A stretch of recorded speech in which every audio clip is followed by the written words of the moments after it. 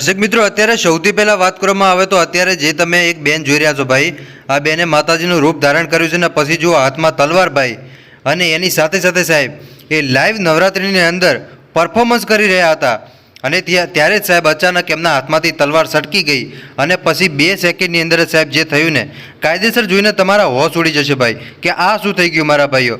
હા મારા ભાઈ, તમે વિડીયો જોશો ને એટલે તમને પોતાને ખબર પડશે, તો ખાસ કરીને વિડીયો તમે અંત સુધી જોતા રહેજો।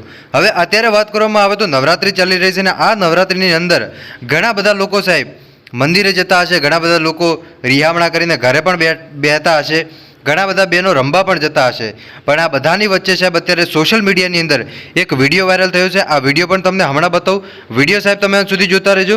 વિડીયોની શરૂઆત કરીએ એની પહેલાં ખાસ કરીને વિડીયોને લાઇક કરી ચેનલ ઉપર પહેલી વાર આવો છો તો ખાસ કરીને દર્શક મિત્રો તમારું દિલ આ ચેનલ ઉપર જરૂર મૂકતા જજો, જેથી કરીને આવનારા સમયમાં તમને આવા અનેકો વિડીયો મળતા રહેશે। મિત્રો એક તમને વાત કહી દઉં કે અત્યારે માતાજીના દિવસો ચાલી રહ્યા છે, એટલે કેટલાક લોકો છે ને ભાઈ એ માતાજીના મંદિરે નથી જતા ભાઈ, રિહામણા કરીને પોતાના ઘરે બેસી રહે, તો એ લોકોને હું કહું એકવાર માતાજી પાસે તમે જજો અને માતાજીથી ડરજો ભાઈ।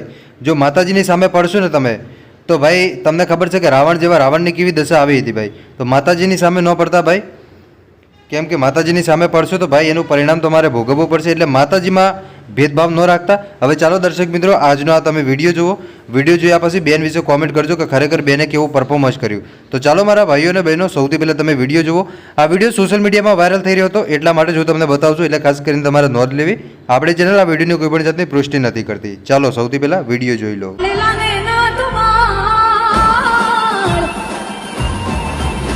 થોડો હાથ તો